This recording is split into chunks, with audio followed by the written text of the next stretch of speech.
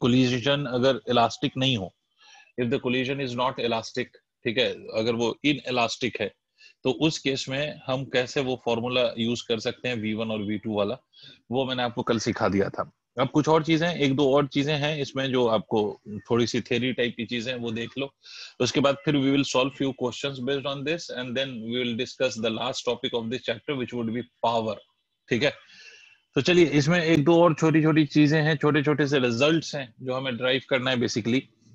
तो लिखिएगा loss in kinetic energy, loss of kinetic energy in perfectly inelastic collision, loss of kinetic energy, loss of kinetic energy in perfectly inelastic collision।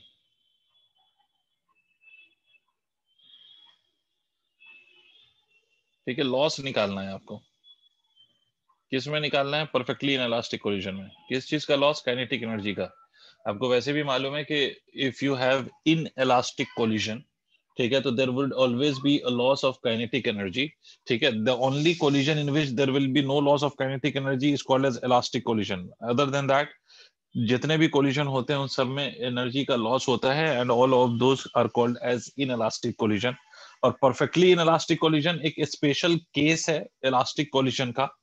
Elastic collision का वो special case जिसमें collision के बाद the velocity of the bodies becomes equal, such a case is called as perfectly inelastic collision. तो अब देखो, इसके लिए आप ऐसे अस्यूम कर लो कि there is a body of mass m1 and was going with some velocity, let that velocity be equal to u1. There's this another body b of mass m2 and this was also going with a velocity of u2 such that u1 was greater than u2। clear? अब इन दोनों में collision हुआ, तो collision के बाद मैंने बोला है कि their velocity will become same, either they can stick together or they cannot stick together, but their velocity will be same। मतलब कोलिशन के बाद कोलाइडिंग बॉडीज की जो वेलोसिटी है after the collision, that has to be same. ठीक है, तो इसका मतलब क्या हुआ कि इसका मतलब ये है कि या तो आप स्टिक कर जाए बॉडी, या स्टिक नहीं भी करे तो भी इनकी वेलोसिटी सेम होनी चाहिए। ये बॉडी ए, ये body B, and both are going with a velocity of से v। दोनों बॉडी एक कॉमन वेलोसिटी v से चलने लगी। ठीक है, तो this is the concept of basically perfectly inelastic collision.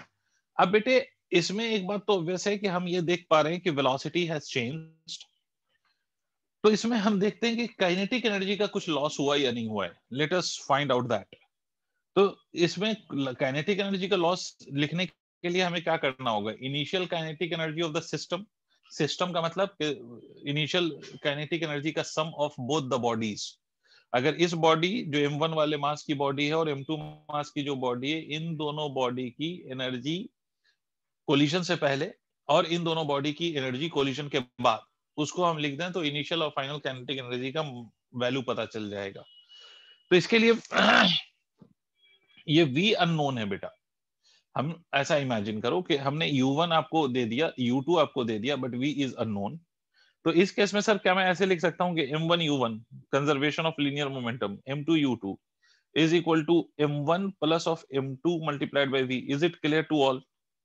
तो यहां से v की वैल्यू को हम निकाल सकते हैं m1 u1 plus of m2 u2 divided by m1 plus of m2। this is my common velocity with which the two bodies will move after the collision। ठीक है, ये तो वो वेलोसिटी की वैल्यू हो गई जिसके साथ दोनों body after the collision they will move.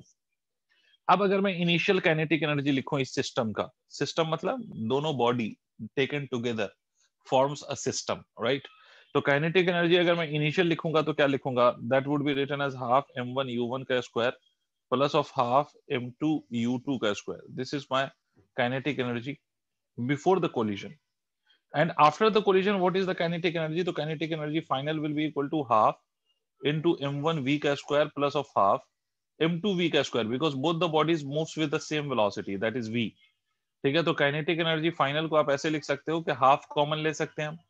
ठीक है, this is m1 plus of m2 है ना, और v को कॉमन ले सकते हैं, v के स्क्वायर को ऐसे लिख सकते हैं।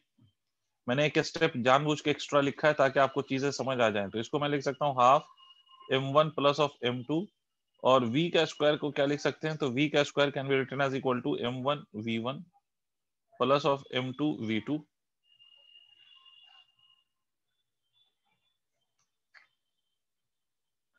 डिवाइडेड बाय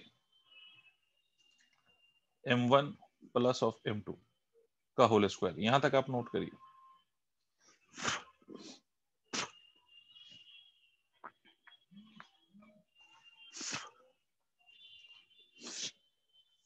यहां तक नोट करिए, अगर कोई इशू हो तो पूछिए।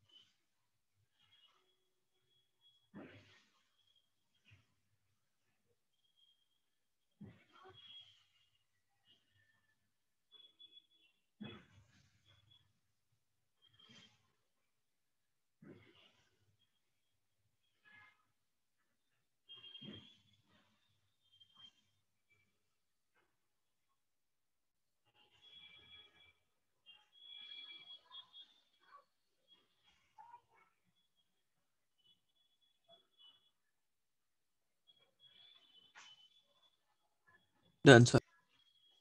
ओके, सबने नोट कर लिया? मैं आगे बढ़ूं, नेक्स्ट स्लाइड पे जाऊं? सबने नोट कर लिया है? मैं ठीक है, वेरी गुड।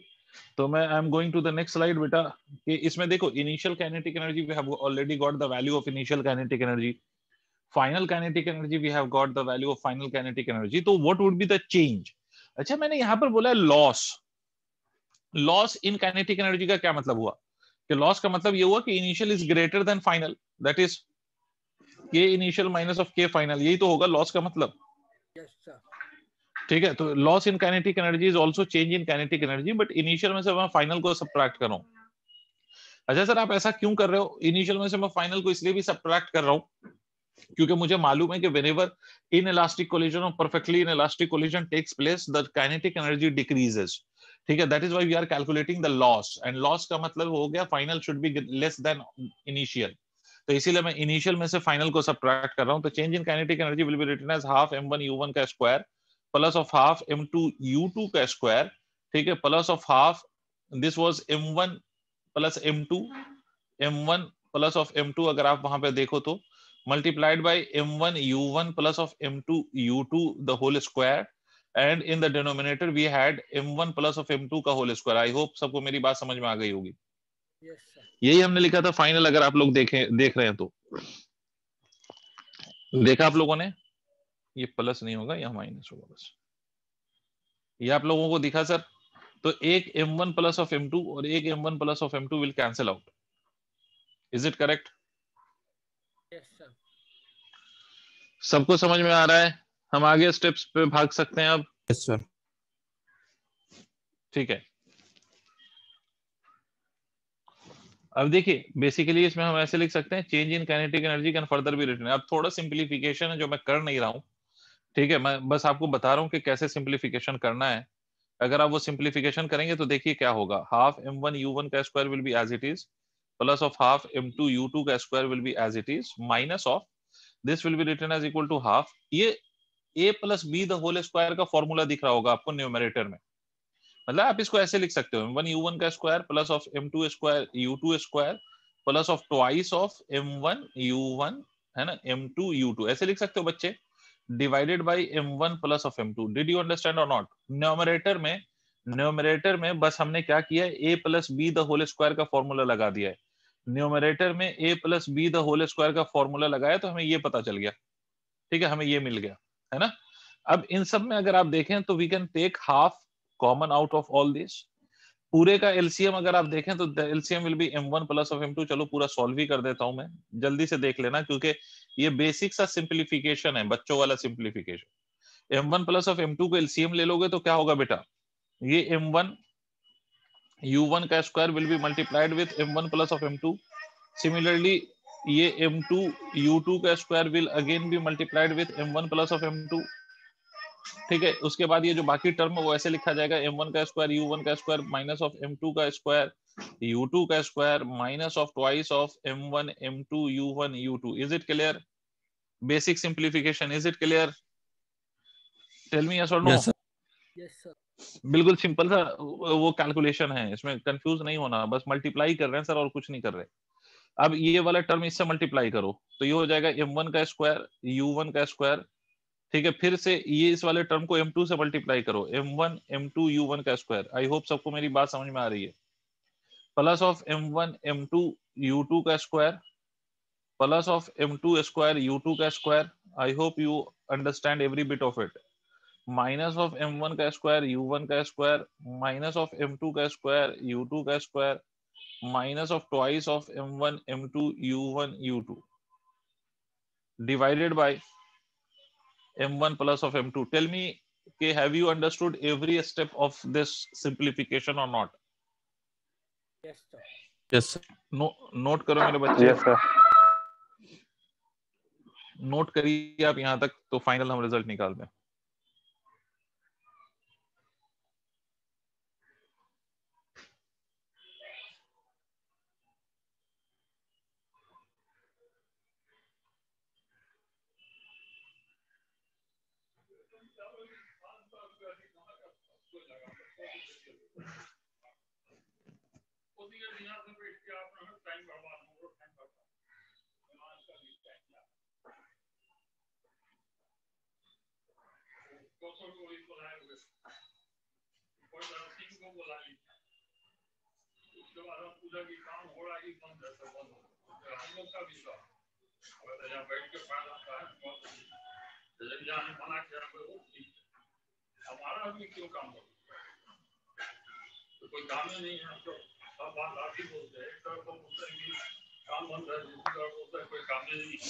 नोट कर लेना तो बताना सर।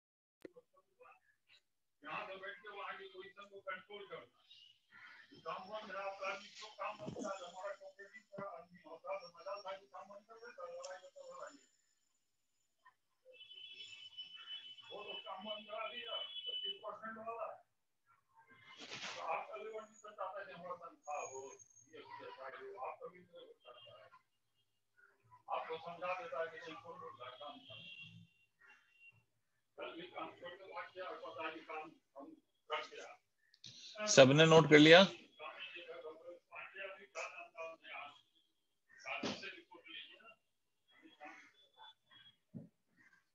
Yes sir. अब देखिए, अगर सबने नोट कर लिया तो मेरी बात सुनिएगा। m1 का स्क्वायर u1 का स्क्वायर ये वाला टर्म कैंसिल, m2 का स्क्वायर u2 का स्क्वायर ये वाला टर्म कैंसिल। अगर आप ध्यान से देखो तो ये इस वाले टर्म में m1 m2 है, इस वाले टर्म में भी m1 m2 है और इस वाले टर्म में भी m1 m2 है। न्यूमरेटर में आपको तीन टर्म्स बचेंगे और तीनों टर्म में अगर आप देखेंगे तो m1 m2 दिख रहा होगा आपको। तो finally we can take m1 m2 as common from all these terms, right. तो अगर आप m1 m2 को कॉमन ले लेंगे तो क्या आ जाएगा सर? चलो देख लेते हैं। अगर आपने इस पूरे में से m1 m2 को कॉमन ले लिया तो देखो, change in kinetic energy will be written as equal to half. इसमें से m1 m2 कॉमन ले लिया अगर बेटे हमने, तो ये बचेगा u1 का स्क्वायर प्लस ऑफ u2 का square minus of twice of u1 u2 divided by m1 plus of m2। यही आएगा सर। देखो अब मुझे कौन बताएगा कि how can we right u1 का स्क्वायर प्लस ऑफ u2 का स्क्वायर को मैं कैसे लिख सकता हूँ? How can we write u whole square? Very good. तो चेंज इन काइनेटिक एनर्जी जो फाइनली आपकी आएगी that would be equal to nothing but half into m1 m2 into u1 minus of u2 का whole square divided by m1 plus of m2. This is the formula for the loss of kinetic energy in the case of perfectly inelastic collision. अब फिर से तुम कहोगे कि sir क्या ये हमें याद करना चाहिए, तो आई वुड सजेस्ट कि अगर याद होता है तो करो, नहीं याद होता है तो कॉन्सेप्ट बस याद रखो कि basically loss in kinetic energy का मतलब है कि initial kinetic energy of the system और फिर final kinetic energy of the system, और दोनों को क्या करना है, बस दोनों का डिफरेंस ले लेना है, you will get the loss in kinetic energies. ठीक है, नोट करिए, आगे बढ़ते हैं।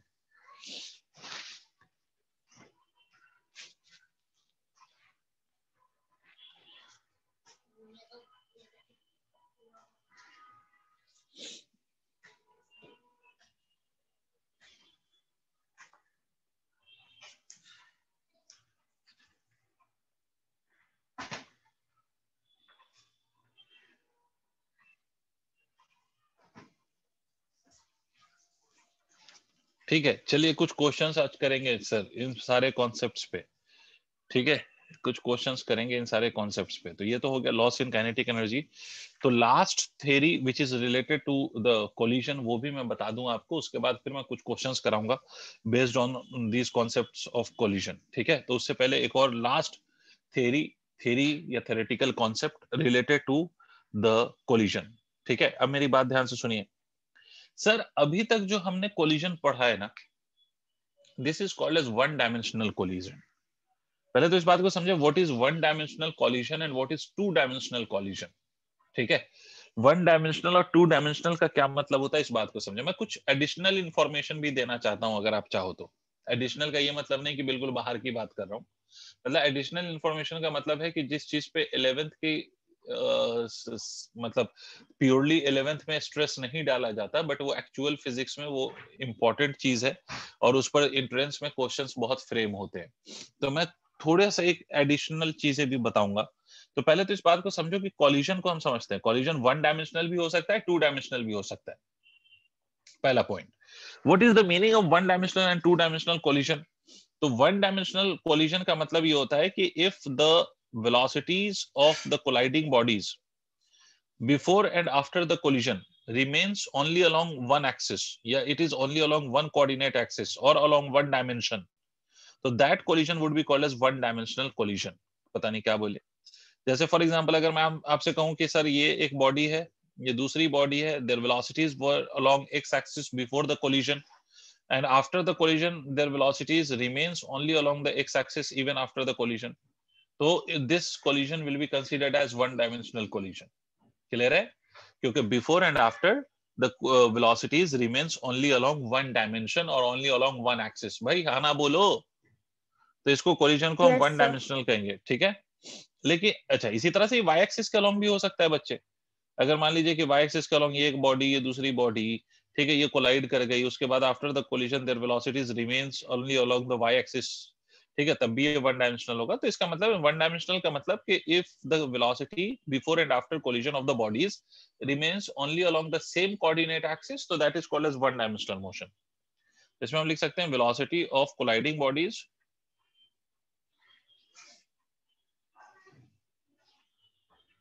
before and after the collision remains only along one coordinate axis। ये हो गया sir. Now what is two dimensional motion, तो आप खुद ही आपको समझ में आ रहा होगा वर्ड से ही कि टू डायमेंशनल मोशन का क्या मतलब है। तो two dimensional motion are such motions in which the velocity of the colliding bodies will be along two axes at a time। या तो बिफोर कोलिजन वो दो एक्सिस के अलॉन्ग हो, या आफ्टर कोलिजन दो एक्सिस के अलॉन्ग हो जाए, कुछ भी हो सकता है।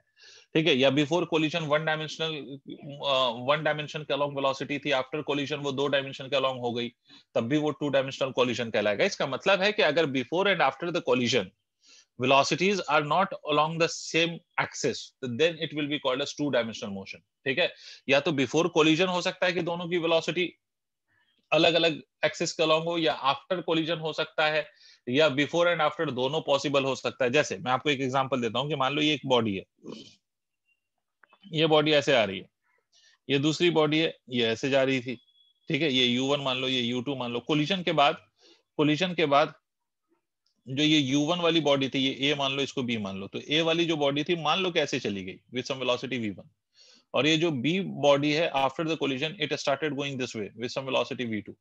क्लियर हो गई बात? ठीक है, इसका मतलब है कि ये कोलिजन के बाद अगर हम वेलोसिटी को देखें तो velocity has two components, right, one along x axis, another one along Y axis. या फिर हम ये भी कह सकते हैं कि इस बॉडी का अगर आप वेलोसिटी का इफेक्ट देखो तो it is along two different coordinate axis, x के अलोंग भी है और वाई के अलोंग भी है। इसका मतलब है कि कोलिजन के बाद velocity is along more than one coordinate axis, तो such a collision would be called as two dimensional collision। ये बात सबको क्लियर हो गई? एक बार हाँ ना बोलो। now you understood what is one dimensional and two dimensional collision? Yes, sir. Yes, sir. ठीक है, ये सिर्फ नोट कर लो जल्दी से जो भी स्क्रीन पे दिख रहा है आपको।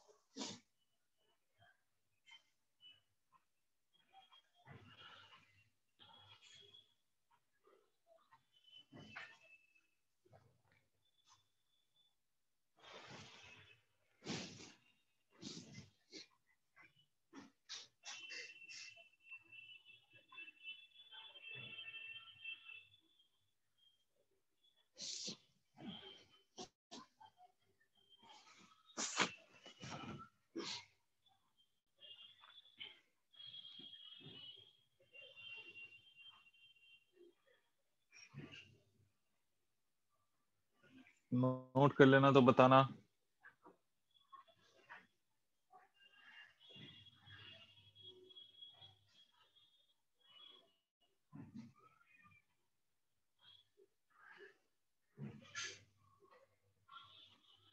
Done sir.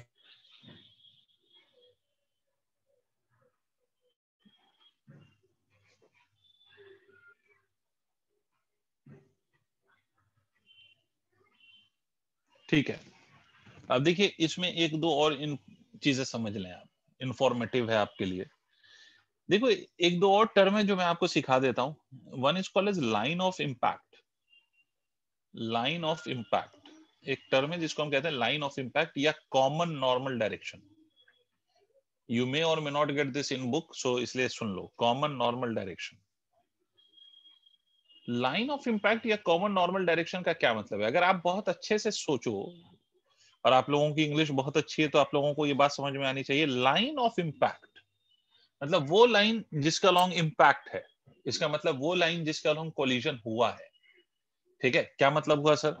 जैसे अगर मैं आपसे कहूं कि ये कोई बॉडी है, ये दूसरी बॉडी है, and they were moving with a velocity of u1 and u2, मान लो, ठीक है, before the collision, and this body is A, this body is B, and after the collision their velocities becomes v1 and v2, मान लेते हैं ये A और ये B, and they still moves with the in the same direction v1 v2।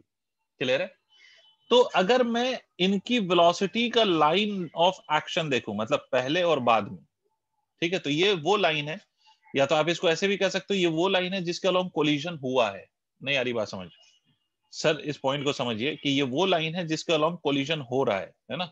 The line along which the two bodies are colliding with each other, that is basically called as line of impact। यही तो वो line है जिसके along body में collision हुआ। Sir ये तो वही लाइन है ना जिसके अलोंग बॉडी में कोलिजन हुआ, तो this is called as line of impact. ठीक है, या इसी को कॉमन नॉर्मल डायरेक्शन भी कहते हैं। जैसे अगर मान लो सिचुएशन में चेंज करके आपसे पूछता हूं कि ये कोई बॉडी है, ये ऐसे आ रही है, ऐसे आ रही है, ऐसे आ रही है, ऐसे आ रही है, ऐसे आ रही है, यहां पर टकराई, यहां पर, तो आप मुझे बता सकते हो कि लाइन ऑफ इम्पैक्ट क्या होगा? ये सरफेस के साथ टकरा रही है, it is colliding with the surface, तो लाइन ऑफ इम्पैक्ट क्या होगा जी? Dotted line. No, this is the line of impact. इस लाइन का लॉन्ग कोलिजन हुआ ना, सोचो, जब कोलिजन हुआ तो कोलिजन में बॉडी डॉटेड लाइन के अलॉन्ग आई है, बट वो जब टकराई है, इस पे गिरी है, तो वो वर्टिकली ही गिरी होगी ना उस इंस्टेंट पे, सोचो तो। या अगर आपको ऐसे नहीं समझ में आता तो दूसरे वर्ड से समझे आप, कॉमन नॉर्मल डायरेक्शन। कौन सा direction? Common normal. Common normal का मतलब समझते हो कि जहां पर दो बॉडी आपस में टकरा रही है, उस पॉइंट पे अगर एक परपेंडिकुलर ड्रॉप कर दो तो that is basically called as common normal. Did you understand? Yes sir, जहां पर दो Yes, बॉडी sir. टकरा रही हैं वहां पर आप एक परपेंडिकुलर, जैसे मैं आपको और एग्जांपल लेता हूं ताकि आपको क्लैरिटी आए। मैं आपसे कहूं ये एक बॉडी है और ये दूसरी बॉडी ऐसे आ रही है, ये ऐसे लटकी हुई बॉडी है, ये ऐसे आके टकराई, ऐसे ऐसे ऐसे ऐसे यहाँ पर आके टकराई यहाँ पर। तो अगर आपसे कोई पूछ ले कॉमन नॉर्मल क्या है, तो जहां पर कोलिजन हुआ है वहां पर एक परपेंडिकुलर डाल दो जो दोनों के लिए परपेंडिकुलर हो, तो this will B line of impact या कॉमन नॉर्मल डायरेक्शन। अग्रीड और नॉट? टेल मी यस और नो। Yes, sir. अगर यही बॉडी मान लो ऐसे आके टकराती है, ऐसे ऐसे आके टकराती है ऐसे, तो इसमें जो कॉमन नॉर्मल होता जाहिर है वो सेंटर से ऐसे पास हो रहा होता, तो this would have been the common normal. तो मतलब जहां पर भी कोलिजन हो रहा है उस कोलाइडिंग सरफेस के परपेंडिकुलर अगर आप लाइन डाल दो तो उसी को हम लाइन ऑफ इम्पैक्ट कहते हैं या कॉमन नॉर्मल डायरेक्शन कहते हैं। आई होप सबको क्लियर हो गया होगा। यस सर, तो अगर आपसे कोई पूछ ले कि what is the line of impact या कॉमन नॉर्मल डायरेक्शन, तो मैं आपको बता देता हूँ एक सिंपल सी बात। लाइन ऑफ इम्पैक्ट का मतलब line along which the two body collides, line या हाइपोथेटिकल लाइन है basically, line along which two bodies collides, which two bodies collides, इसी को हम लाइन ऑफ इम्पैक्ट कहते हैं या कॉमन नॉर्मल डायरेक्शन कहते हैं। ये तो एक बात हो गई। दूसरा जो डायरेक्शन हम डिफाइन करते हैं that is called as tangential direction. कौन सा डायरेक्शन? Tangential direction. अब टेंजेंशियल डायरेक्शन का क्या मतलब है? ठीक है, टेंजेंशियल डायरेक्शन का क्या मतलब है तो सुनिए। जैसे मैंने भी एक एग्जांपल लिया था ना कि एक बॉडी ऐसे आके ऐसे टकराई, यहां पर टकराई, तो आपने इसको बोला कि this is line of impact या कॉमन नॉर्मल डायरेक्शन है ये। सर बोलो, नहीं तो अच्छी Yes. चीज सिखाना बंद कर दूंगा। Yes, sir. ये वाली जो डायरेक्शन है ना, ये वाली डायरेक्शन, ये वाली अलोंग द सरफेस या कोलाइडिंग सरफेस के along, this is called as common tangential direction. ठीक है, जैसे मैं यहां पर भी बताता हूं, ये वाली जो लाइन है ना, ये वाली, दिस इज कॉमन नॉर्मल, और अलोंग द या parallel to the colliding surface, parallel to the colliding surface जो है वो डायरेक्शन कॉमन टेंजेंशियल कहलाएगा। समझे? मतलब कॉमन टेंजेंशियल का क्या मतलब है कि line parallel to colliding surfaces, मतलब ऐसी लाइन जो क्या हो, पैरेलल हो। किससे पैरेलल हो? कोलाइडिंग सरफेसेस से। उसको हम कौन सी डायरेक्शन कहते हैं? That is called as common tangential direction. Is it clear? Please tell me yes और no. Yes sir. Yes, perpendicular to common normal भी कह सकते हो, बिल्कुल सही सक्षम। तो ये दो डायरेक्शन मैंने बताया क्यों, मैं आपको एक बात बस बताना चाहता हूँ, वो सुन लो। Can you please explain the second? समझ में नहीं आया। फिर से सुनो। ये दो बॉडी ऐसे आके कोलाइड करे, तो Ishika can you tell me in which direction will you assume the common normal? मतलब जहां पर कोलिजन हुआ है उस सरफेस पे परपेंडिकुलर ड्रॉ करना है, तो वो परपेंडिकुलर एक्स एक्सिस के अलोंग होगा या वाई एक्सिस के अलोंग होगा? Sir, x-axis. Obviously x axis के अलोंग। बेटा अगर नहीं समझ में आया फिर से सुनो कि this is the surface at which the two bodies are colliding, right? तो ये अगर सरफेस ऐसे है तो इस पे परपेंडिकुलर तो यही हो सकता है ना सर, तो this is the common normal. और जहां पर कोलिजन हुआ है वही उसी सरफेस के अलोंग अगर मैं कोई लाइन ड्रॉ कर दूं तो this will B common tangential. समझिए आप? Yes. मतलब कोलाइडिंग सरफेस के परपेंडिकुलर अगर लाइन ले लूं तो that is common normal, colliding surface के अलोंग अगर लाइन ड्रॉ कर दूं तो दैट इज कॉमन टेंजेंशियल। समझी? Yes, sir. अब क्लियरिटी है? ठीक है, नोट कर लो इसको। अभी ये मैंने बताया क्यों, why did I tell you about this common normal and common tangential. हमेशा याद रखो, पहले इतना नोट कर लो तो मैं एक छोटा सा पॉइंट बताता हूं, फिर उसके बाद आगे की बात करें।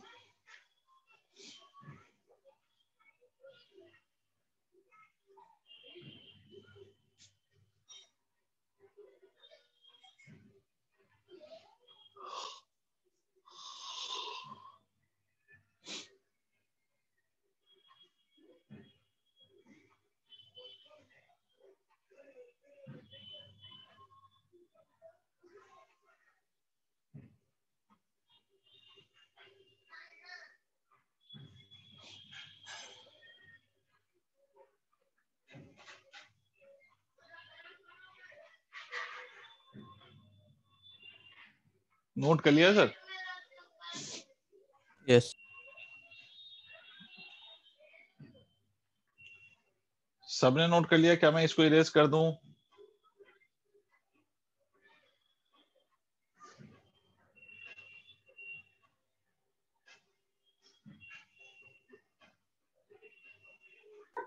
Yes sir. ठीक है, तो अब मेरी बात सुनिए, ये सब मैंने बताया क्यों, ये सब तामझाम मैंने क्यों बताया? तो बस एक छोटा सा पॉइंट लिख रहा हूँ, वो भी आप लोग नोट कर लेंगे, उसके बाद फिर हम और चीजों को समझेंगे। तो छोटा सा पॉइंट ये है कि linear momentum of colliding bodies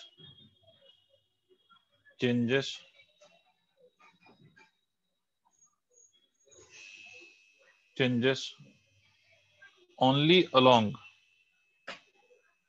common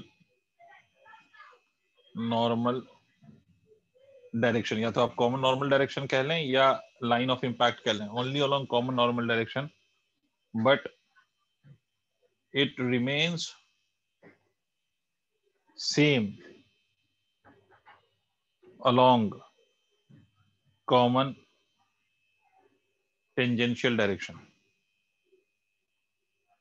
मतलब जब भी दो बॉडी कोलाइड करती है ना, तो जो भी मोमेंटम का चेंज होता है वो कॉमन नॉर्मल डायरेक्शन में होता है, कॉमन टेंजेंशियल डायरेक्शन में कोई मोमेंटम का चेंज नहीं होता। इसमें एक अजम्पशन है कि friction should not be there between the two colliding bodies. तो खैर मैं उस अजम्पशन को लेकर आपको कंफ्यूज अभी नहीं करना चाहता। तो सिंपल सी बात याद रखिएगा कि जब भी कोई बॉडी कोलाइड करेगी तो जो भी मोमेंटम का चेंज होगा वो लाइन ऑफ इम्पैक्ट या कॉमन नॉर्मल की डायरेक्शन में होता है। There will be no change in linear momentum along the common tangential direction। इस पॉइंट को नोट कर लो बस। कॉमन टेंजेंशियल, टाइम के साथ साथ, अब समय के साथ आप चीजें सीखते जाएंगे, don't worry about it, but इसको पहले आप नोट कर लीजिए। मतलब जो भी मोमेंटम का चेंज होगा वो किधर होगा वो मैं बता चुका हूं आपको।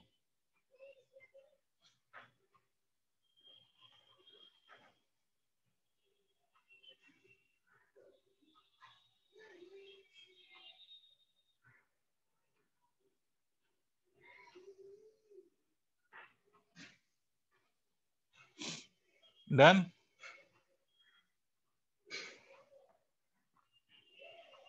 Yes sir.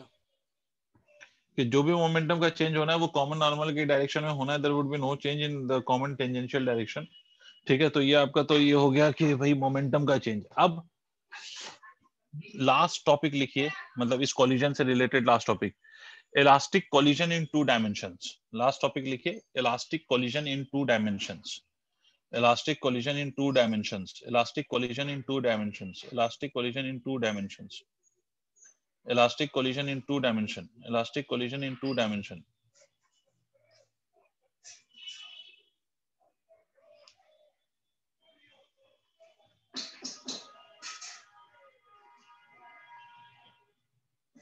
अब सुनिए sir, elastic collision in two dimension मतलब सिंपल सी बात ये कि इलास्टिक हो या नहीं हो उससे क्या फर्क पड़ता है। अगर आपको दो डायमेंशन में कोलिजन दिया हुआ हो तो how do you solve those kind of question in which the collision between the two bodies takes place along the two dimension। क्या मतलब है सर? मैं इसका एक एग्जांपल ले रहा हूं और उसके साथ मैं कुछ चीजें आपको सिखाऊंगा, ध्यान से सुनिए। मान लीजिए सर मैं आपसे ये कहूं कि ये कोई बॉडी है जिसका मास m1 है and it is going with a velocity of u1। there is another body जिसका मास m2 है and it is going with a velocity of u2। let's say before the collision this is happening, है ना, कि एक body है m1 और going with a velocity of u1, another body is of mass m2 and going with a velocity of u2। after the collision what happens कि ये जो body m1 मास की थी this starts going in this direction with a velocity of v1। सबको clear है बेटे? and this another body starts going in with the velocity of v2 in some other direction after the collision like this। Sir ये सबको clear है? Please tell me. ये ऐसे जाने Yes. लगा है ना, ये कौन सी बॉडी? ये m2। अब इस केस में how will you conserve the linear momentum and how will you solve this kind of problems? तो देखो सबसे पहली बात ये कि मान लो ये एंगल थीटा है और ये एंगल थीटा है। ये थीटा कितने एंगल पे गया है वो आपको गिवन होगा क्वेश्चन में, ठीक है? या तो अगर गिवन नहीं होगा तो यही कैलकुलेट करना होगा, ठीक है? वरना अगर कुछ और कैलकुलेट करवाना है उसको तो आपको ये थीटा तो उस क्वेश्चंस में गिवन होगा। ये जो थीटा है, ये theta they can be equal और they can not be equal depending on the situation. ये θ1 और θ2 इक्वल हो भी सकते हैं और नहीं भी हो सकते हैं। तो ये जरूरी नहीं कि ये दोनों वैल्यूज ऑफ एंगल सेम हो। इसका मतलब ये जरूरी नहीं है कि कोलिजन के बाद जो ये जो दोनों बॉडीज है वो सेम एंगल्स पे मूव करे, it is not necessary. Clear है? ठीक, तो अब ऐसे क्वेश्चंस को हम कैसे डील करेंगे? तो सर एक बात तो क्लियर है कि after collision there is a velocity v1, तो इस v1 के दो कंपोनेंट ले सकते हैं बेटा, हाँ ना बोलना पड़ेगा। जिसके साथ बनता है एंगल उस पर कॉस, और जिसके साथ नहीं बनता है एंगल उस पर साइन। याद आया? सिमिलरली हम v2 के दो कंपोनेंट ले सकते हैं। v2 का जो इधर कंपोनेंट आएगा that would B v2 cos θ2, और इधर जो कंपोनेंट आएगा that would be equal to v2 sin θ2। Sir बोलो ना, this will be v2 sin θ2। Is it clear to all? Please tell me. पहला काम तो हमने ये किया, मोमेंटम कंजर्व करने से पहले हमने वेलोसिटीज रिजॉल्व कर ली हैं after the collision, because collision के बाद वेलोसिटी एक्स एक्सिस के अलोंग भी है और वेलोसिटी वाई एक्सिस के अलोंग भी है। तो इसलिए हमने क्या किया, वेलोसिटी को रिजॉल्व कर लिया। ठीक है, अब मुझे कौन बताएगा कि यहां पर बेटा मोमेंटम सिर्फ एक्स एक्सिस के अलोंग है या वाई एक्सिस के अलोंग भी है? Body has momentum only along x axis और also along Y axis? Both. Obviously ये तो सबको समझ में आ रहा है। तो अब मेरी बात ध्यान से सुनिएगा। ऐसे केसेस में you will conserve the momentum along x axis as well as along Y axis.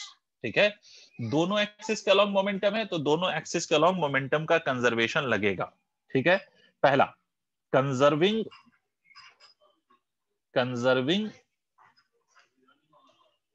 p मतलब momentum, obviously linear momentum along x axis. अगर हम मोमेंटम को एक्स एक्सिस के अलोंग कंजर्व करें, conserving momentum along x axis, तो हम क्या लिखेंगे, m1 u1 plus of m2 u2, this is the initial momentum along x axis.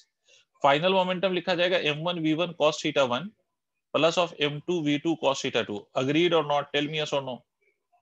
एक तो ये Yes. इक्वेशन बनेगी। This you will be getting by the conservation of linear momentum along x axis. इसी तरह से अगर हम मोमेंटम को y एक्सिस के along कंजर्व करें तो क्या लिखेंगे, कंजर्विंग p और momentum along y axis. Sir y axis के along मोमेंटम कंजर्व करिए, कैसे लिखिएगा? What is the initial momentum of the colliding bodies before collision along y axis? y axis के along बॉडी का मोमेंटम कितना है? Okay, good सक्षम। और कोई? What is the momentum of the body along y axis before collision? 0. Very good, obviously, because body is not moving along y axis before the collision. So momentum along the y axis is 0, initial momentum. What is final momentum? तो final momentum अगर y axis के along देखें तो दो bodies का momentum देखिएगा, इसकी velocity upward direction में है और इसकी velocity downward direction में। ध्यान से देखो। And because we are talking about the velocities, तो इसको अगर मैं पॉजिटिव मानूंगा तो इसको मुझे निगेटिव मानना पड़ेगा या वाइस वर्सा। क्या मतलब, अगर आप नीचे वाले को पॉजिटिव मानेंगे तो ऊपर वाले को निगेटिव मानेंगे, और अगर ऊपर वाले को पॉजिटिव माना है तो नीचे वाले को निगेटिव मानेंगे। तो आप क्या लिखेंगे, 0 is equal to m1 v1 times of sin θ1, ठीक है, minus of m2 v2। Minus क्यों लगाया, सबको क्लियर हुआ? प्लीज टेल मी यस और नो। Yes. ठीक है, this is my second equation of this situation. ठीक है, ये सेकंड इक्वेशन बन गई है ना। And because I told you that कि I am talking about the elastic collision. ठीक है, अच्छा ये जो मोमेंटम का कंजर्वेशन मैंने जैसे लगाया है, it is applicable to all type of collision, whether you have elastic और इनइलास्टिक और परफेक्टली इनइलास्टिक, डजंट मैटर। ये दोनों इक्वेशन तो हमेशा वैलिड है। अब बिकॉज मैंने इसमें लिखवाया था हेडिंग एज कोलिजन में, जो मैंने हेडिंग लिखवाया था वो मैंने क्या लिखवाया था, मैंने लिखवाया था इलास्टिक कोलिजन। तो अगर ये इलास्टिक कोलिजन है तो kinetic energy will remain conserved. तो तीसरी इक्वेशन आपकी क्या बनेगी, काइनेटिक एनर्जी की कंजर्वेशन। ठीक है, तो उसको आप लिख सकते हैं हाफ m1 u1 का square plus of half m2 u2 का square is equal to half m1 v1 का square after the collision plus of half. क्योंकि देखो आप जब ये लिखते हो ना, क्या कहते हैं, काइनेटिक एनर्जी, तो you right the magnitude of velocity. अब वेलोसिटी का मैग्नीट्यूड लिखते हैं ना, तो वेलोसिटी का मैग्नीट्यूड ही तो है ये v1 और ये वेलोसिटी का मैग्नीट्यूड ही तो है ये v2। ठीक है, तो इसमें आपको अलग अलग करके भी लिखेंगे तब भी यही बनेगा v1 एंड v2। तो इसलिए इसको डायरेक्टली मैंने लिख दिया, कोलिजन से पहले की kinetic energy is equal to collision के बाद की काइनेटिक एनर्जी। आई होप आपको मेरी बात समझ आ गई हो। Yes. Yes, sir.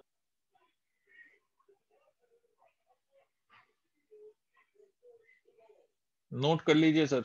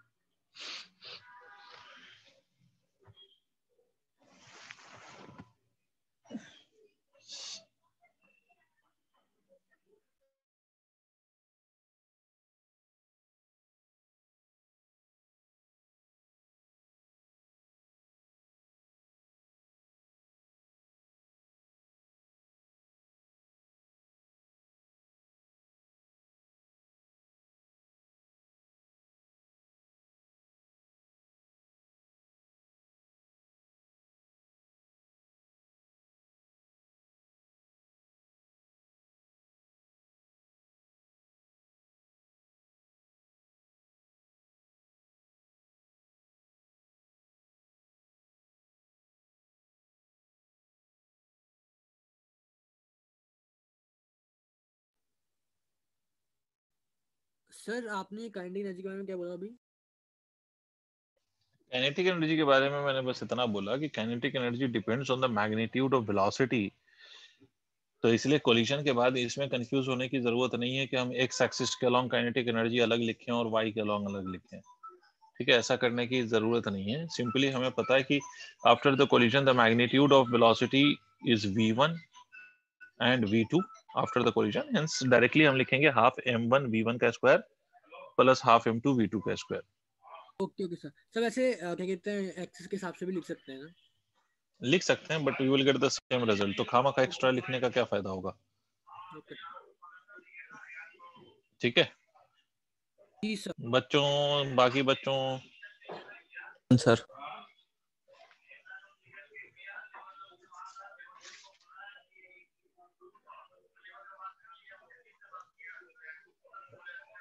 सबने नोट कर लिया हो तो मैं आगे बात करूं sir?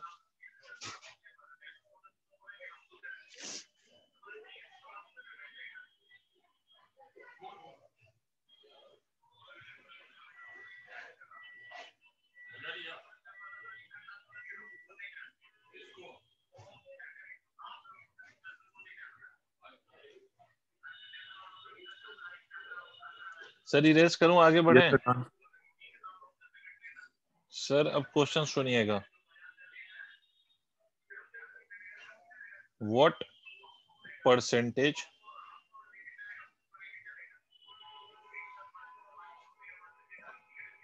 of kinetic energy of a moving particle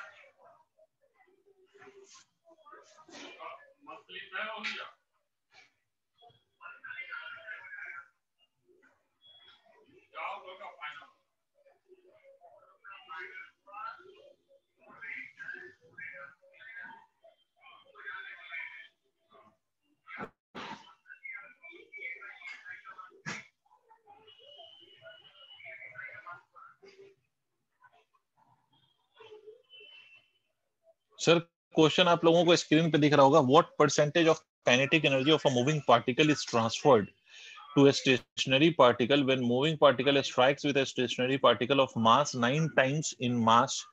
ठीक है, इसका मतलब समझे? जी सर।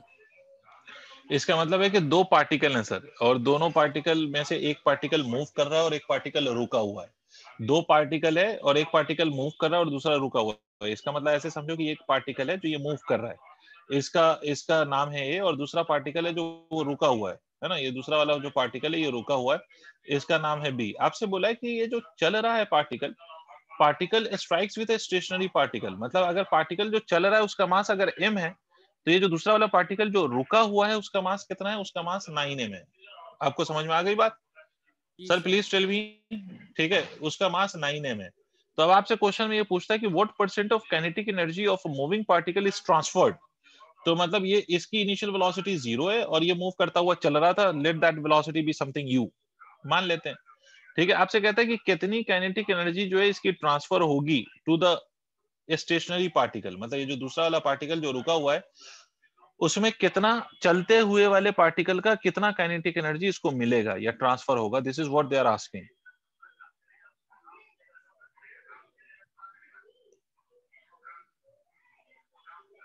Is it clear? करें सर?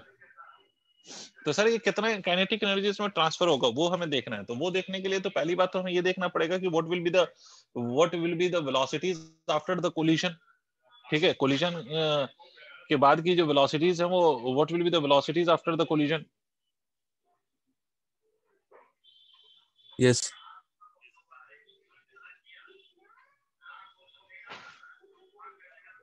अच्छा, इसमें एक और चीज याद रखिएगा कि आपसे जो ये कोलिजन बोला गया है उसका कोई नाम नहीं लिया गया है। तो इसका मतलब है कि this collision is elastic collision. मतलब इसमें एक मैं ये दे देता हूं अजम्पशन कि दिस इज इलास्टिक कोलिजन। कैसा कोलिजन है ये? This is elastic collision. ठीक है, ये इलास्टिक कोलिजन है। आप कहोगे सर ऐसा कैसे हुआ कि if it is elastic collision then how the energy can change? बेटा इलास्टिक कोलिजन है तो energy of a moving body can transfer to another body. Elastic collision में इंडिविजुअल बॉडी की काइनेटिक एनर्जी तो चेंज होती ही है ना, but total sum of the kinetic energy remain 0। नहीं, यही बात समझ में भाई, total sum of the kinetic energy remains 0, but individual kinetic energy change होती है या नहीं होती? नहीं आ Sir. रहा, नहीं आ रहा। देखो, मान लो कि कोलिजन के बाद this body goes with a velocity of v1 and this heavier body goes with a velocity of v2, ये है। तो हम v1 और v2 निकाल सकते हैं। कौन मुझे बताएगा कि v1 और v2 हम कैसे निकालें? Is there any shortcut to find this velocities v1 and v2? जो बच्चे कल कनेक्ट हुए थे उसमें से कोई मुझे बता सकता है कि how can we find the value of v1 and v2? Sir, formula. Formula, because मैंने लिख दिया ना इलास्टिक कोलिजन, तो मैं फॉर्मूला आपको याद दिलाने के लिए मैं फिर से इस बात को लिखूंगा कि अगर मैं v1 लिख रहा हूं, आप याद करिए क्या हम v1 लिखते थे, तो v1 क्या लिखते थे हम? v1 की वैल्यू को हम क्या लिखते थे, याद करिए? 2m2 u2 plus u1 n2 m1 minus m2 m1। v1 हम लिखते थे m1 minus of m2 divided by plus of twice of m2 u2। भूल गए ना सब? m1 प्लस ऑफ m2 कल ही पढ़ा है, सब भूल गए। सर u1 भी उसके आगे m1 m2 के m1 u1। Yes, sir. Is it correct? Yes sir. तो v1 की वैल्यू किसी एक को आप m1 मान लीजिए, इसको मान लो कि m1 मान लिया और इसको मान लो कि m2 मान लिया, तो हम क्या लिखेंगे? m1 minus of m2 multiplied bye u1। इसका मतलब कितना हो गया? m minus of 9m multiplied by u1, हमने u माना है, और m2 तो u2 तो 0 है तो ये वाला term 0, divided by m1 plus of m2 is equal to 10m। तो इसको अगर हम सॉल्व करेंगे तो ये कितना हो जाएगा? Minus of 8m multiplied by u divided by 10m। यहाँ से m कैंसिल हो गया तो ये कितना हो गया? 4 और 5, तो माइनस ऑफ 4/5u। क्लियर है? इसी तरह से अगर हम v2 निकालेंगे तो v2 कैसे निकलेगा? m2 minus of m1 multiplied by u2। बाकी बच्चों की आवाज नहीं आ रही है, सिर्फ हर्षित और सक्षम को मैं नहीं पढ़ाता हूं। क्या हुआ ताहिरा, तुम्हारा भी मौन है आज? ताहिरा, तारिक, आप लोगों का भी आज मौन व्रत है। 9m minus of m multiplied by u2 is 0, twice of mass multiplied by u divided by 10m। ठीक है, तो v2 की वैल्यू कितनी हो जाएगी, ये वाला टर्म तो 0 हो गया, ये m से m कैंसिल हो गया, तो ये आ जाएगा u by 5। Is it clear? ये हमारा v2 आया है और ये हमारा v1 आया है, इसको नोट करो, मैं आगे बताता हूँ। हमसे पूछा है कि कितना परसेंटेज काइनेटिक एनर्जी का ट्रांसफर हुआ है to the another body which was initially at rest. तो पहले यहां तक नोट करो भाई, यहां तक सबको समझ में आया? Janvi, Janvi, why are you in silent zone? Janvi, Yes. समझ आ गया जानवी आपको ये? Yes, sir. ठीक है, नोट करो, आगे बढ़ते हैं। ये तो अभी हमने सिर्फ वेलोसिटीज निकाला है using the formula, that's it. But the point is कि अगर हमने ये वेलोसिटीज निकाला है तो अब पॉइंट ये है सर कि एनर्जी का परसेंटेज कितना ट्रांसफर हुआ है वो निकालना है। तो उसके लिए हम इनिशियल काइनेटिक एनर्जी लिखेंगे और फाइनल काइनेटिक एनर्जी लिखेंगे, फिर सॉल्व करेंगे।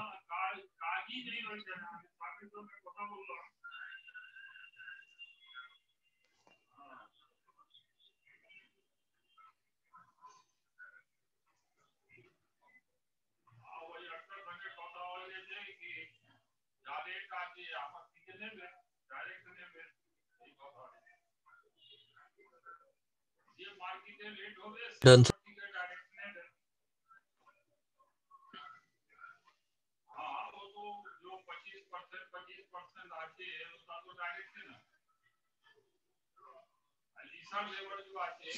Yes, sir, done.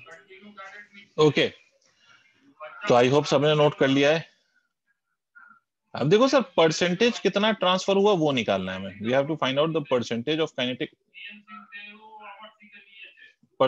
Kinetic energy which is transferred to the body B by which body, तो बाय बॉडी ए। कितना काइनेटिक एनर्जी ट्रांसफर हुआ है, that is what we are supposed to calculate. तो एक बात बताओ कि अगर मैं इनिशियल काइनेटिक एनर्जी लिखूं ऑफ दिस मास, तो इसको मैं काइनेटिक एनर्जी 1 कह ले रहा हूं। m1 का अगर मैं काइनेटिक एनर्जी लिखूं तो this will be written as equal to half mu square. और इसी का अगर मैं फाइनल काइनेटिक एनर्जी लिखूं ऑफ बॉडी 1, ठीक है, इसकी फाइनल काइनेटिक एनर्जी लिख रहा हूं किसकी, किसी बॉडी 1 की, तो क्या लिखूंगा, half into m into v का स्क्वायर, एंड बॉडी 1 की जो वेलोसिटी है after the collision is becoming 4/5 of u का square. am I correct? Yes, sir. तो इसको हम लिख सकते हैं half into 16/25 into m into u का स्क्वायर, ये कर सकते हैं। तो ये काइनेटिक एनर्जी फाइनल हो गया और उसका वो काइनेटिक एनर्जी इनिशियल हो गया। ठीक है, तो इसका मतलब क्या हुआ कि इसकी काइनेटिक एनर्जी चेंज हुई है ना, इसी सिंगल बॉडी से मैं सॉल्व कर रहा हूँ। बॉडी 1 की इनिशियल काइनेटिक एनर्जी कुछ और है, फाइनल काइनेटिक एनर्जी कुछ और है। तो अगर मैं परसेंटेज निकालूं तो what would be the percentage of this final kinetic energy of the body 1 with respect to its initial kinetic energy. तो percentage of kinetic energy of m1 अगर मैं लिखूं तो मैं क्या लिखूंगा, हाफ इंटू 16/25, ठीक है, m u का square divided by how much, divided by half into m into u का स्क्वायर। करेक्ट है, half m u square, half m u square cancel समझ में नहीं आया। इंटू 100। फिर से सुनिए ऋषिका जी, इस बॉडी 1 m1 जिसका मास है ना m1, उसकी हम इनिशियल और फाइनल काइनेटिक एनर्जी लिख सकते हैं ऋषिका?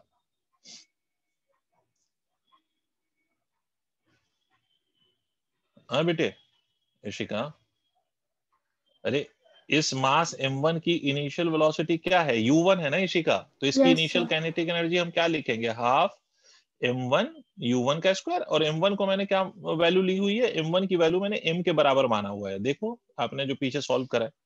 तो इसकी इनिशियल काइनेटिक एनर्जी हो गई हाफ m u1 का स्क्वायर, ठीक है, या u का स्क्वायर जो भी है। अब कोलिजन के बाद इस बॉडी की वेलोसिटी कितनी हो गई है, इस बॉडी की वेलोसिटी का अगर सिर्फ मैग्नीट्यूड देखो तो it has become 4/5u, am I right? जिसका मास m1 है उस बॉडी की वेलोसिटी आफ्टर कोलिजन कितनी हो गई है?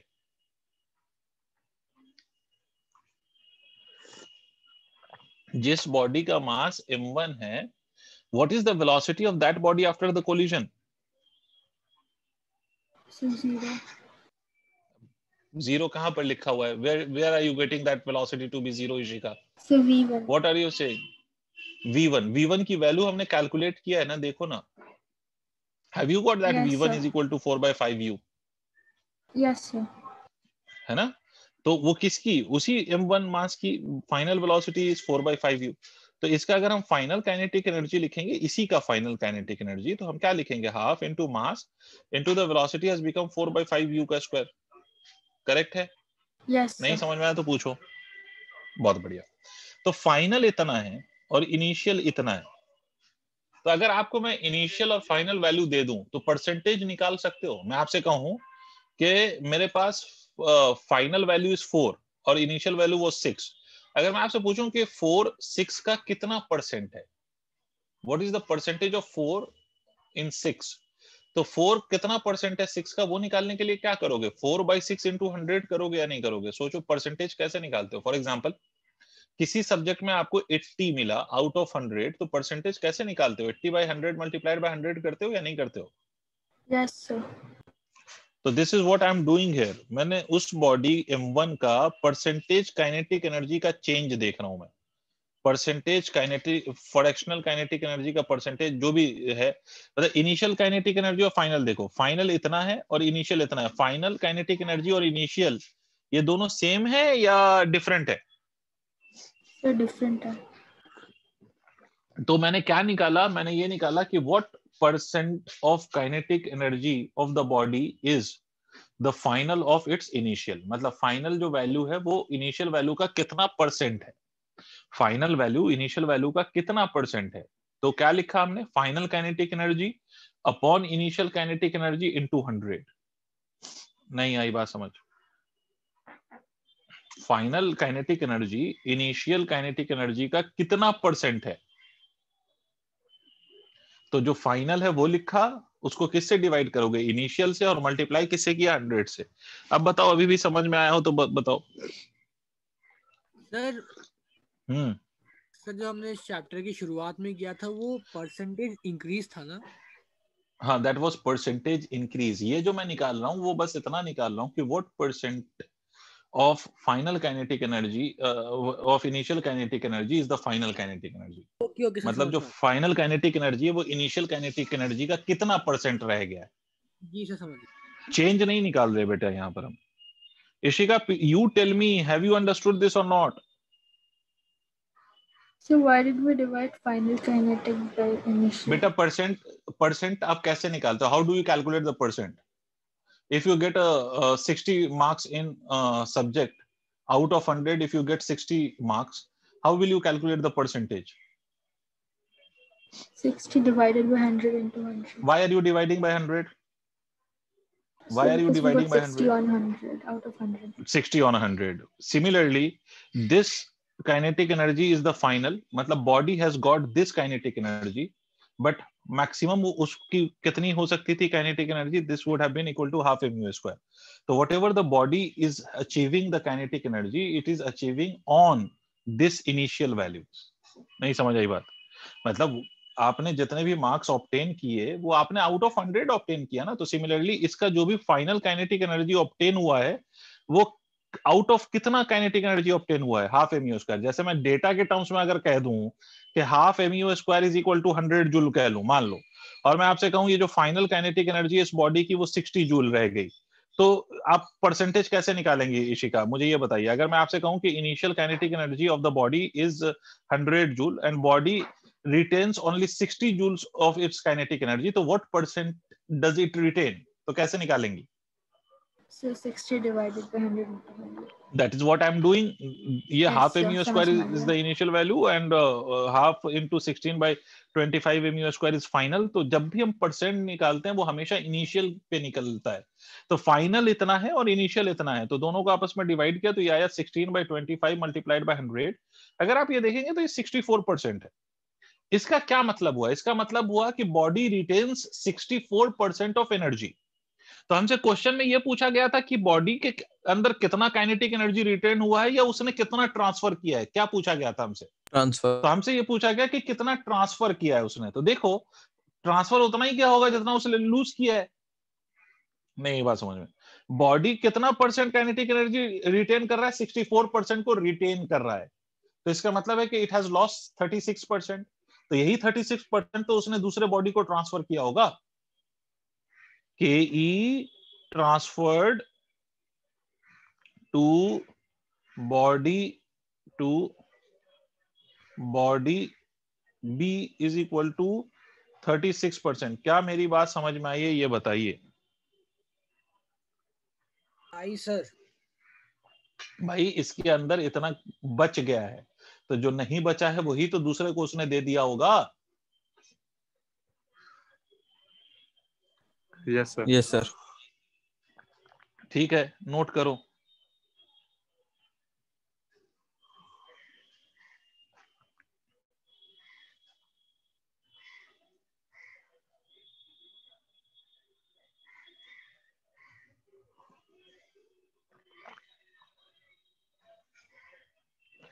कर लिया?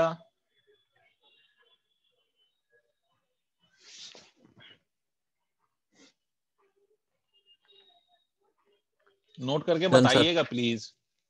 ठीक है सर, आगे बढ़ते हैं, आगे बढ़ते हैं। बच्चों मेरे लाल मेरे पीले, कुछ और क्वेश्चंस मैं कराता हूं, ध्यान से सुनो।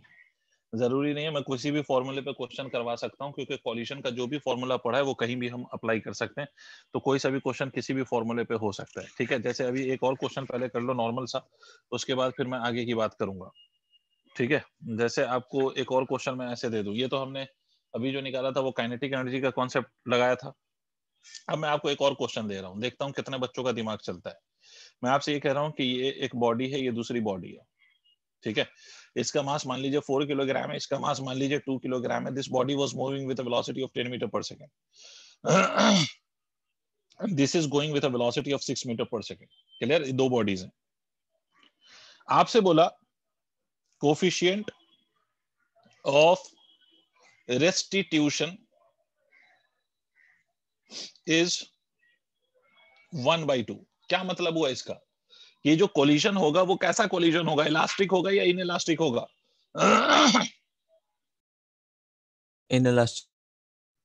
भाई ये जो कोलिजन होगा, obviously very good Harshit and सक्षम, कि ये कोलिजन इनइलास्टिक होगा, बिकॉज कोफिशिएंट ऑफ रेस्टिट्यूशन, अगर आपको कल वाली बात याद हो, कल की क्लास याद हो, तो मैंने आपको कल की क्लास में बोला था कि अगर कोफिशिएंट ऑफ रेस्टिट्यूशन, जिसको हमने स्मॉल ई से रिप्रेजेंट किया था, अगर वो 1 होता है तो वो कोलिजन इलास्टिक होता है, अगर वो 1 और 0 के बीच में होता है तो वो कोलिजन इनइलास्टिक होता है।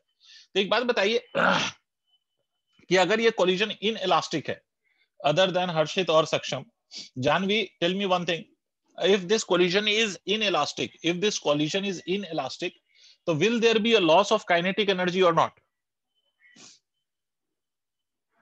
If collision is inelastic, Yes. of course there will be a loss in kinetic energy. तो आपको सिंपली ये बताना है कि what percent of kinetic energy is lost, या ऐसे थोड़ा ज्यादा हो जाएगा, तो तुम सिंपली निकालो कि loss in kinetic energy is equal to what. मतलब जब ये दो बॉडी कोलाइड करेंगे तो ये there will be loss in kinetic energy, because this collision is what kind of this collision is, तो this collision is inelastic collision. ठीक है, तो obviously there will be a loss in kinetic energy. तो आपको simple सा question मैं ये पूछ रहा हूं कि calculate the loss in kinetic energy, you have to find out the loss.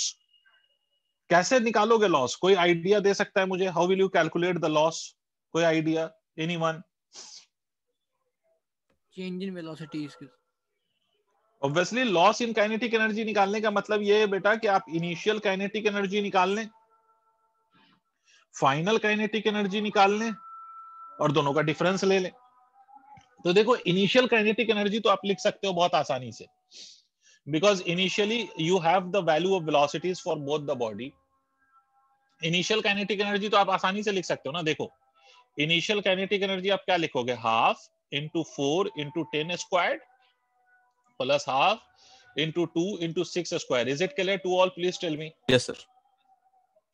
तो ये 2 हो जाएगा, तो ये 200 हो जाएगा, ये 2 से 2 कैंसिल हो गया, तो ये 36 हो गया, मतलब ये 236 joule. This is the initial kinetic energy. अब फाइनल काइनेटिक एनर्जी क्या होगी? तो फाइनल काइनेटिक एनर्जी के लिए सर आपको ये पता करना पड़ेगा कि after the collision what will be the velocities of this body. 4 kilogram और 2 किलोग्राम की वेलोसिटी कोलिजन के बाद कितनी होगी? समझे? नहीं Yes, sir. समझे? समझ गए? अब ये इलास्टिक कोलिजन नहीं है, तो आप डायरेक्ट m1 माइनस m2 वाला फॉर्मूला यूज नहीं कर सकते। M I right? तो आप कौन सा फॉर्मूला यूज करेंगे? तो सर आप याद करिए कि कल की क्लास में मैंने आपको एक फॉर्मूला सिखाया था which you can use for any kind of collision. किसी को याद है वो फॉर्मूला क्या था, या कोई देख के बता सकता है कि वो फॉर्मूला मैंने क्या लिखवाया था? M1 minus EM2 bracket M1 में। minus of EM2 multiplied by U1 Yes sir. plus of 1 plus of E multiplied by M2 U2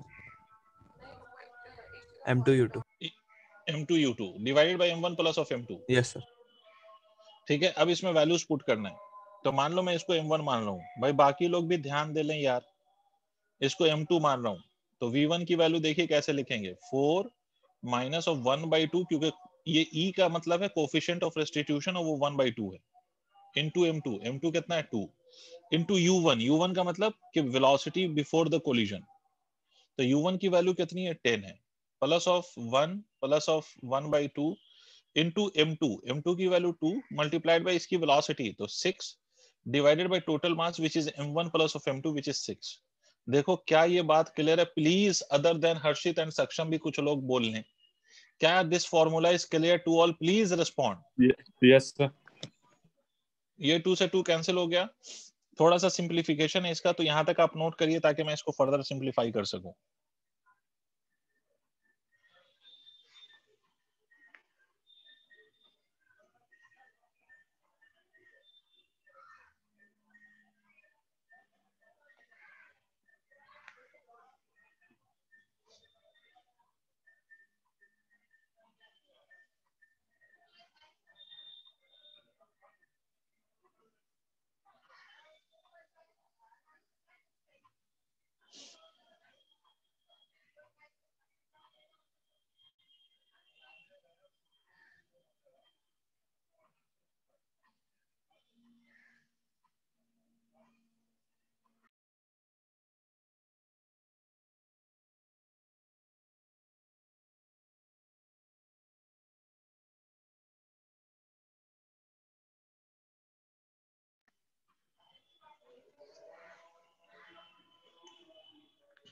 note कर लेना तो बताना बेटे।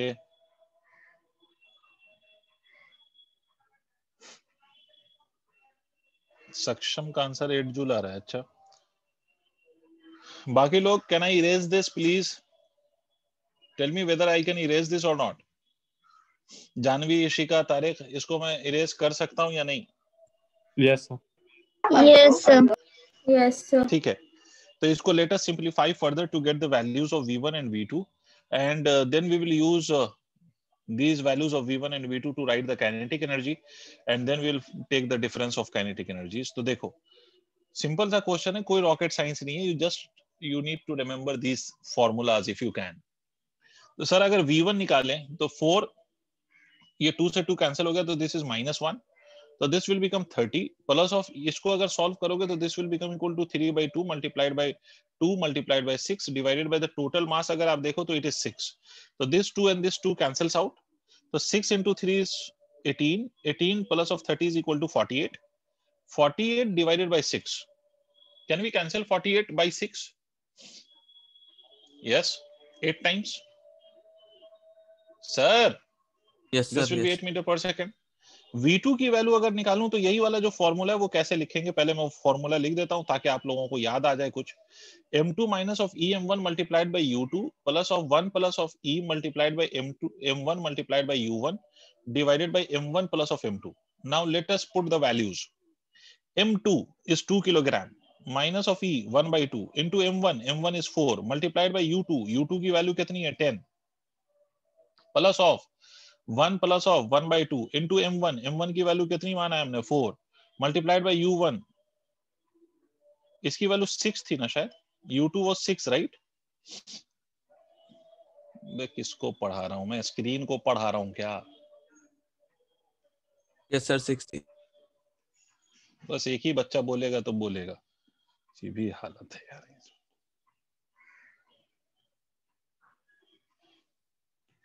एनीवेज बाकी लोग महापुरुष हो, देखो मैं सॉल्व कर रहा हूं, तो 2 4 ये वाला पहला टर्म 0 आ रहा होगा, this will B 3/2 multiplied by 4 into 10 divided by 6, तो दिस विल बी 2 2 ज़ 4, तो 20 और ये 3 60/6, तो this will be equal to 10 metre per second.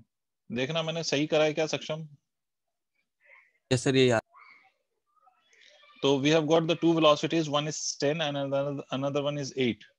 We have got the two velocities, one is 10 and another one is 8. तो final kinetic energy अगर हम लिखेंगे तो देखो कैसे लिखेंगे, half into m1 का मास कितना है 4 into v1 का स्क्वायर मतलब 8 का square plus of half into m2 का मास कितना है 2 into 10 का स्क्वायर। ठीक है, तो काइनेटिक एनर्जी अगर हम फाइनल लिखेंगे तो ये कितना हो जाएगा 2 2 ज़ 4, ये 64 into 2 128, 2 से 2 कैंसिल हो गया प्लस ऑफ 100। ठीक है, तो this will be equal to 228। ठीक है, 228 joules. This is the final kinetic energy. So we have got the initial kinetic energy, we have got the value of final kinetic energy.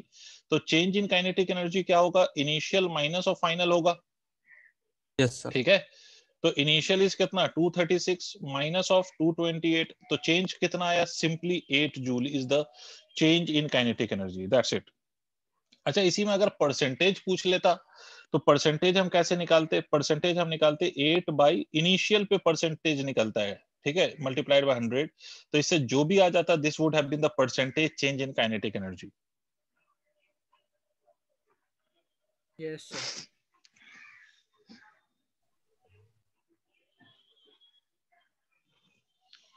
Yes sir. ठीक है, next question, this we have got the percentage change also. जल्दी करो, अब next question एक और करते हैं आज के लिए, तो कम से कम देखो नेक्स्ट क्वेश्चन बहुत मतलब स्टैंडर्ड क्वेश्चन है जो ऑलमोस्ट हर जगह आपको दिखाई दे जाएगा। मैं इसको इरेज कर दूं? Yes sir. चलो मैं इसको इरेज करता हूं। नेक्स्ट क्वेश्चन मेरा देखिए, सर आपसे ये बोला कि a ball is drop to the ground from a height of 2 metre, मतलब एक बॉल है यहां से, it is being dropped and from what height you are dropping this ball, तो you are dropping this ball from a height of 2 metre. ठीक है, 2 metre के height से आप इस बॉल को ड्रॉप कर रहे हो, और ड्रॉप्ड का मतलब होता है कि initial velocity of the ball is 0। ठीक है, आपसे बोला है कोफिशिएंट ऑफ रेस्टिट्यूशन, ई की वैल्यू इज गिवन है 0.6, ई की वैल्यू आपको गिवन है। आपसे क्वेश्चन पूछता है कि to what height ball will rebound, ये आपका फिक्स्ड सरफेस है। मुझे एक बात बताइए, यहां पर कोफिशिएंट ऑफ रेस्टिट्यूशन 0.6 है। मुझे कोई ये बता सकता है कि the velocity with which the ball will hit this surface, क्या उसी वेलोसिटी से ये रिबाउंड होगा, या उससे कम की वेलोसिटी से ये रिबाउंड होगा, या उससे ज्यादा की वेलोसिटी से रिबाउंड होगा? कोई मुझे बता सकता है? एनीवन ऑफ कम। कम या ज्यादा?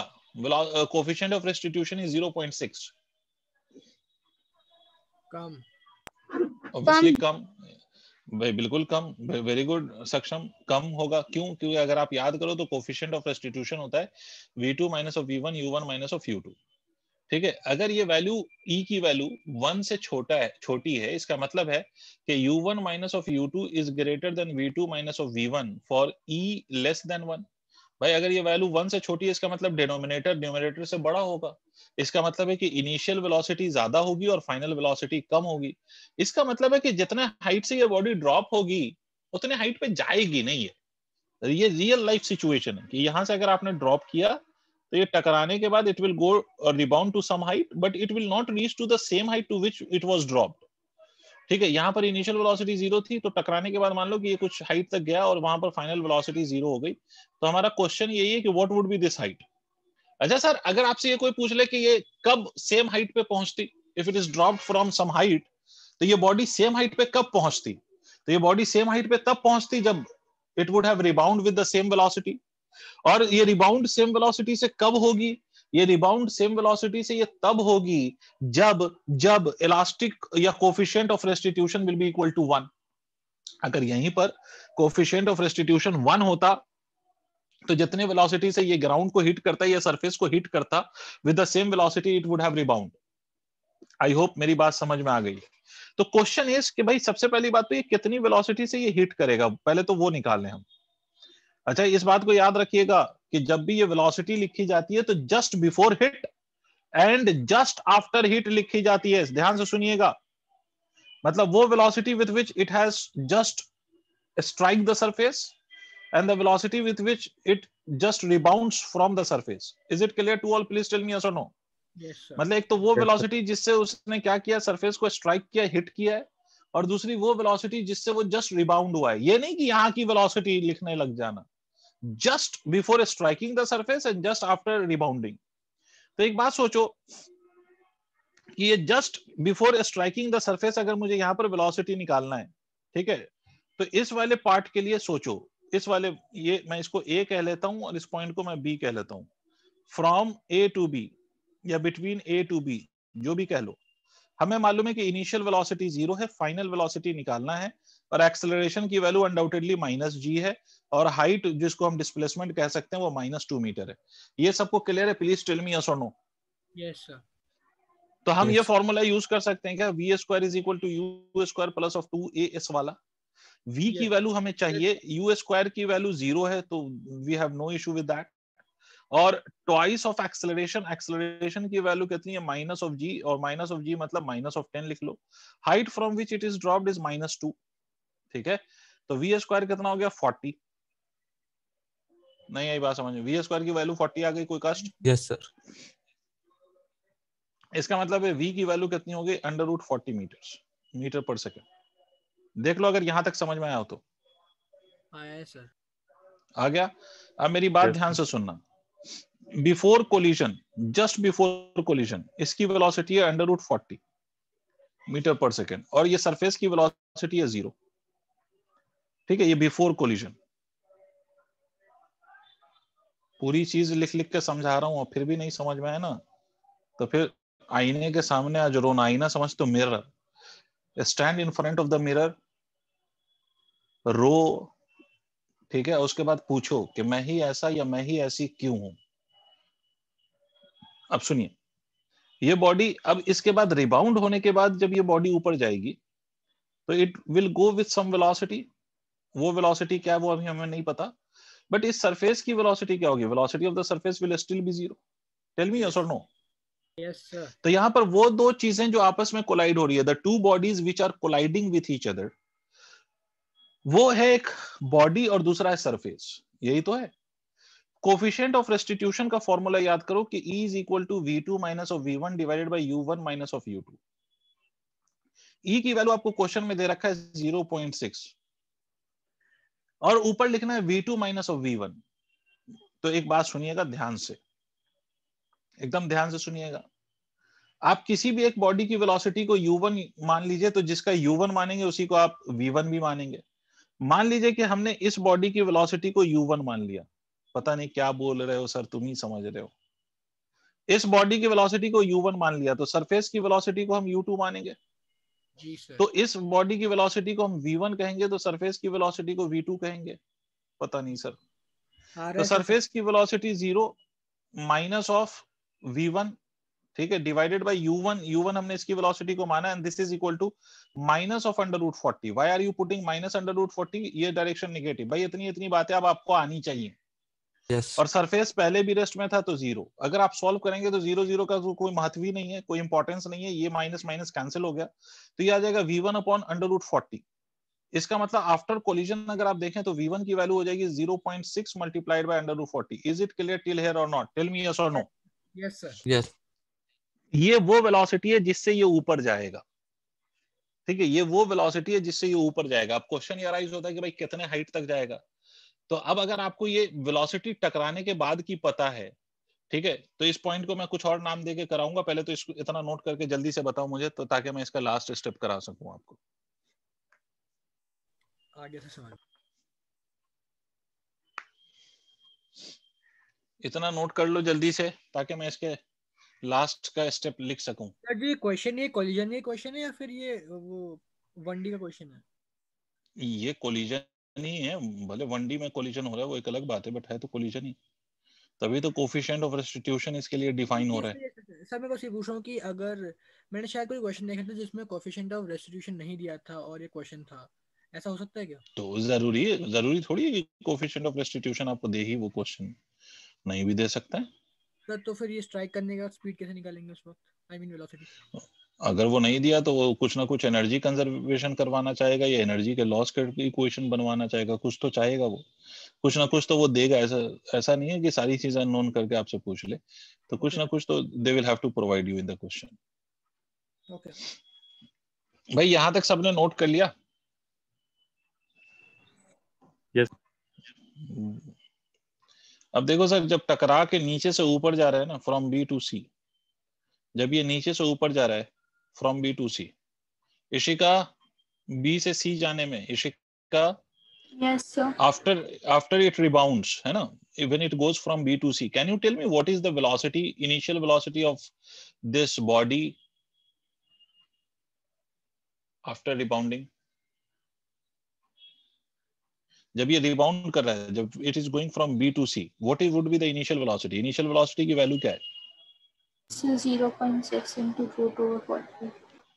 Very good. ये initial velocity है. Obviously, this is the velocity with which it rebounds. Final velocity will become obviously zero. Acceleration अभी भी acceleration due to gravity, that is minus g. हमें h पूछा है, सोचो आप ये कर सकते हो या नहीं? क्या फिर से आप ये इक्वेशन लगा सकते हो, v square is equal to u square plus of 2s? ये दो तरीके से आप सॉल्व कर सकते हो, या तो एनर्जी का कंजर्वेशन लगा लो रिबाउंड करने के बाद, या फिर आप इक्वेशन ऑफ मोशन यूज कर लो, जैसे भी कर लो। ठीक है, तो ये v square is equal to, यहाँ से v की वैल्यू 0 हो जाएगी। ठीक है, तो यहाँ से आप ये लिखेंगे 0 is equal to u square कितना है, तो u square is 0.6 under root 40 plus of twice of minus of g, तो minus of 10 multiplied by height. तो यहाँ से आप हाइट निकाल सकते हो क्या, 0.6 multiplied by under root 40 divided by 20 हो जाएगा। अब ये जो भी आ जाए इससे सॉल्व कर कुरा के, तो this will give you the value of height to which the body will rise after rebounding with the surface from the surface. After it rebounds from the surface, the body will rise to a height, ठीक है, given by this value, h is equal to 0.6 under root 40 divided by 20. Yes, sir. Note कर लीजिए सारे बच्चे और इतना पढ़ते रहिएगा, फिर उसके बाद कल इसको खत्म करते हैं। कल एक दो और क्वेश्चंस मैं कराऊंगा which would be based on 2 dimensional motion, या इनफैक्ट 2 डायमेंशनल कोलिजन, या कोलिजन इन 2 डायमेंशन, जो भी कह लें, जैसे भी कह लें। तो वो हम कल एक दो और क्वेश्चंस करेंगे, उसके बाद पावर डिस्कस करेंगे, एंड होपफुली अब कल तो शायद खत्म हो ही जाएगा ये सर। ठीक है, तो आज इतना ही, रेस्ट विल डिस्कस टुमारो। तो सर मैं डिस्कनेक्ट कर रहा हूँ अब। ओके, हाँ जी, क्या कह रहे हैं? तो इसका आंसर कितना आ रहा है? आंसर मुझे भी नहीं पता, कुछ तो आ ही रहा होगा। Okay sir, thank you sir. देख लेना, इसको सॉल्व करके देख लेना जो भी आ रहा हो। 0.